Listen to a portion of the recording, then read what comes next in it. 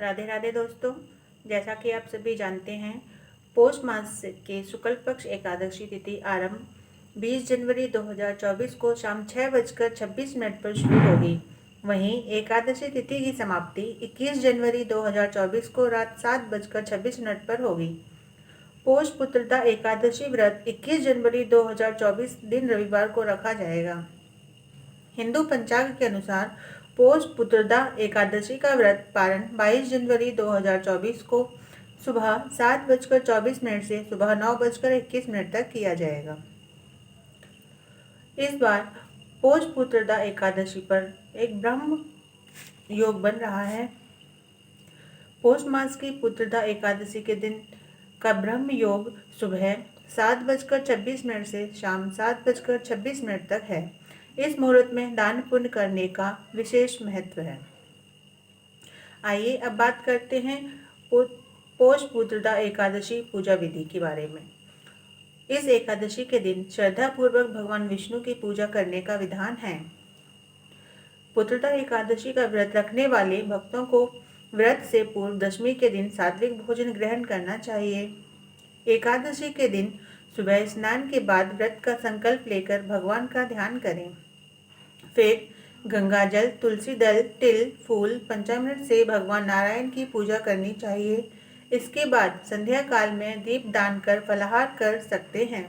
व्रत के अगले दिन द्वादशी तिथि में व्रत का पालन करना चाहिए।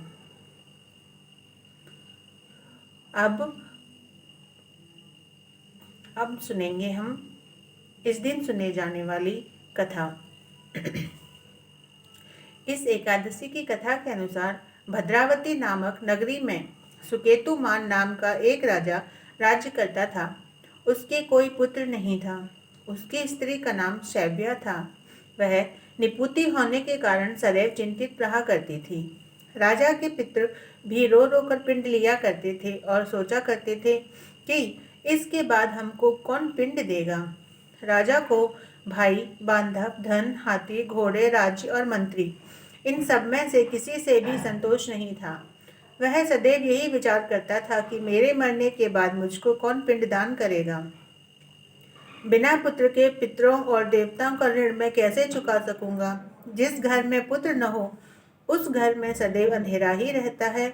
इसलिए पुत्र उत्पत्ति के लिए प्रयत्न करना चाहिए। जिस मनुष्य ने पुत्र का मुख देखा है वह धन्य है। उसको इस लोक में यश और परलोक में शांति मिलती है, अर्थात उसके दोनों लोक सुधर जाते हैं। पूर्व जन्म के कर्म से ही इस जन्म में पुत्र, धन आदि प्राप्त होते हैं।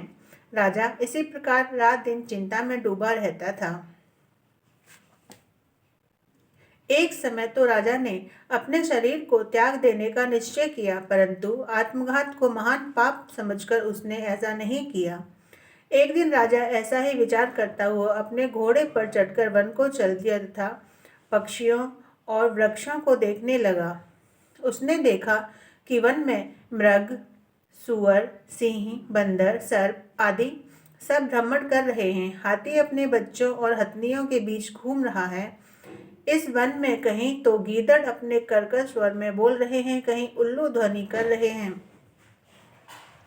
वन के दृश्यों को देखकर राजा सोच विचार में लग गया। इसी प्रकार आधा दिन बीत गया। वह सोचने लगा कि मैंने कई यज्ञ किए, ब्राह्मणों को स्वादिष्ट भोजन से तृप्त किया, फिर भी मुझको दुख प्राप्त क्यों। राजा प्यास के मारे अत्यंत दुखी हो गया और पानी की तलाश में इधर उधर फिरने लगा।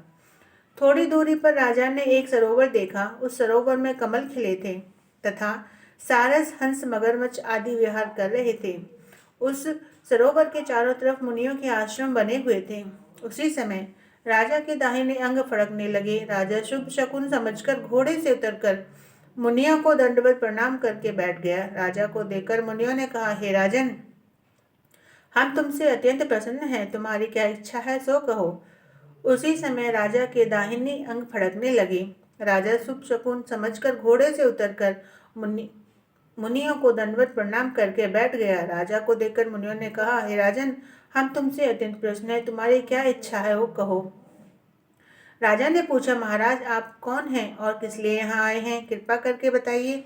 मुनि कहने लगे कि हे राजन, आज संतान देने वाली पुत्रदा एकादशी है। हम लोग विश्व देव हैं और इस सरोवर में स्नान करने के लिए आए हैं। यह सुनकर राजा कहने लगे कि महाराज, मेरे भी कोई संतान नहीं है। यदि आप मुझ पर प्रसन्न हैं तो एक पुत्र का वरदान दीजिए।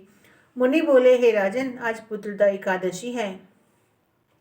आप अवश्य ही इसका व्रत करें। भगवान की कृपा से अवश्य ही आपके घर में पुत्र होगा। मुनि के वचनों को सुनकर राजा ने उसी दिन एकादशी का व्रत किया और द्वादशी को उसका पारण किया। इसके बाद मुनियों को प्रणाम करके महल में वापस आ गया। कुछ समय बीतने के बाद रानी ने गर्भ धारण किया और 9 महीने के बाद उनके एक पुत्र हुआ। वह राजकुमार अत्यंत शूरवीर, यशस्वी और प्रजापालक हुआ। जो मनुष्य इस महात्म्य को पढ़ता या सुनता है उसे अंत में स्वर्ग की प्राप्ति होती है। भगवान श्री कृष्ण कहते हैं, पुत्र की प्राप्ति के लिए सभी को पुत्रदा एकादशी का व्रत करना चाहिए। बोलो भगवान विष्णु की जय। राधे राधे।